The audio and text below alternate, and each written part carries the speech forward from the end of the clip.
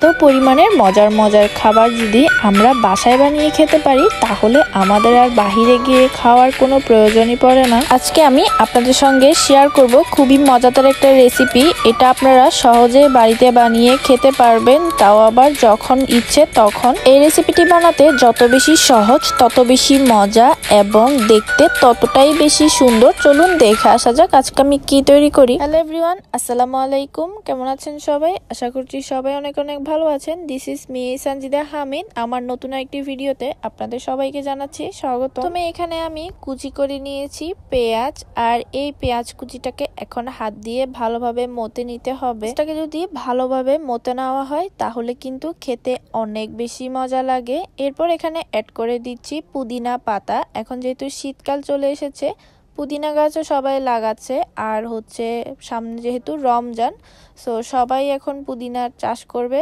কিছুদিন পরে পুদিনাটা অ্যাভেলেবেল হয়ে যাবে। পুদিনাটাকেও আমি ভালোভাবে ম্যাশ করে নিচ্ছি। এখানে দিয়ে দিচ্ছি পরিমাণ মতো লবণ। সবকিছুকে একসঙ্গে ভালোভাবে মেখে নিচ্ছি। আপনারা হয়তো আমার ভিডিও টিউটোরিয়াল দেখে বুঝেই গিয়েছেন যে আজকে আমি অনেক মজাদার একটা বড়া বানাবো। আর কিসের বড়া বানাই, বড়াটা কিভাবে বানাই আজকে কিন্তু এখানে সবকিছু দেখিয়ে দিব। এরপর এখানে দিয়ে দিলাম চিংড়ি মাছ, আর এই চিংড়ি মাছটা আপনারা সব জায়গায় পেয়ে যাবেন। এটা ছোট চিংড়ি।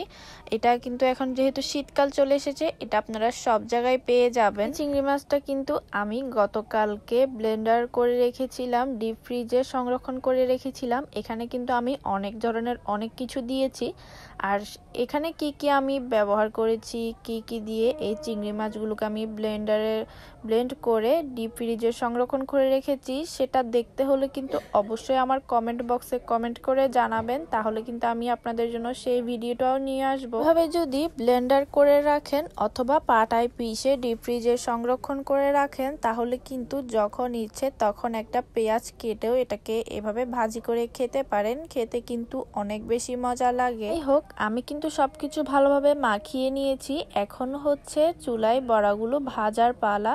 আমি কিন্তু চুলাটা জ্বালিয়ে দিয়েছি, আর এখানে আমি ফ্রাই প্যানে ভাজি করব, তাই এখানে একটা ফ্রাই প্যান বসিয়ে দিলাম। আর প্যানটা কিন্তু গরম হয়ে এসেছে। এখন এখানে আমি দিয়ে দিব পরিমাণ মতো তেলটা তো দিয়ে দিয়েছি। এখন ফ্রাই প্যানটাকে ঘুরিয়ে ঘুরিয়ে তেলগুলো একটু সব জায়গায় দিয়ে দিব। এই কিন্তু খুব সহজে তেলটা চারপাশ থেকে গরম হয়ে যাবে।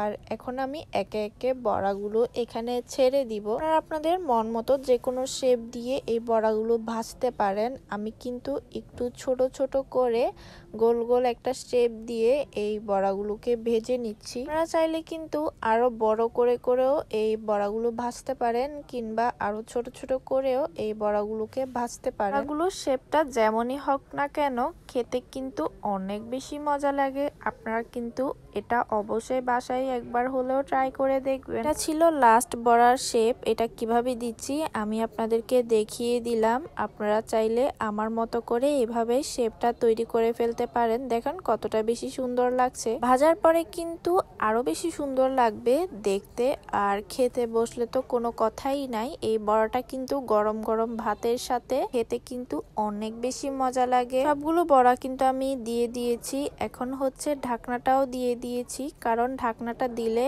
একটু তাড়াতাড়ি সিদ্ধ হবে, ভিতরেও কাঁচা থাকার কোনো সম্ভাবনা থাকবে না। দিয়ে আমি কিন্তু কিছুক্ষণের মতো অপেক্ষা করেছিলাম। আর এ পর্যায়ে আমার চুলার আঁচটা কিন্তু একেবারে লোতে ছিল।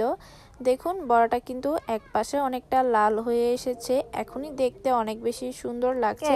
সবগুলো বড়াকে কিন্তু আমি উল্টো করে নিয়েছি। এখন এই পিঠটাকেও ভালোভাবে ভেজে নিতে হবে। আবারও আমি ঢাকনা দিয়ে দিয়েছি। আপনারা যদি এভাবে ঢাকনা দিয়ে ভাজি করেন তাহলে কিন্তু এটার ভিতরে অনেক বেশি মজা লাগবে, আর ভিতরটা কাঁচা থাকার কোনো সম্ভাবনা থাকবে না। এটা কিন্তু অনেক তাড়াতাড়ি হয়ে গিয়েছে যেহেতু আমি ঢাকনা দিয়েছি। আর অনেকে যদি ঢাকনা নাও ব্যবহার করে তাহলে কিন্তু অনেকক্ষণ সময় লাগবে বড়াটা ভাজতে। যাই হোক, আপনাদের সঙ্গে কথা বলতে বলতে কিন্তু আমার বড়াটা তৈরি হয়ে গিয়েছে। চলুন পরিবেশন করে ফেলি। এই তো চলেও এলাম। পরিবেশন করার পরে দেখেন কত বেশি সুন্দর লাগছে দেখতে। আমার এই ভিডিওটা দেখছেন সবাই কিন্তু একটা করে লাইক দিয়ে যাবেন এবং বেশি বেশি কমেন্ট করবেন।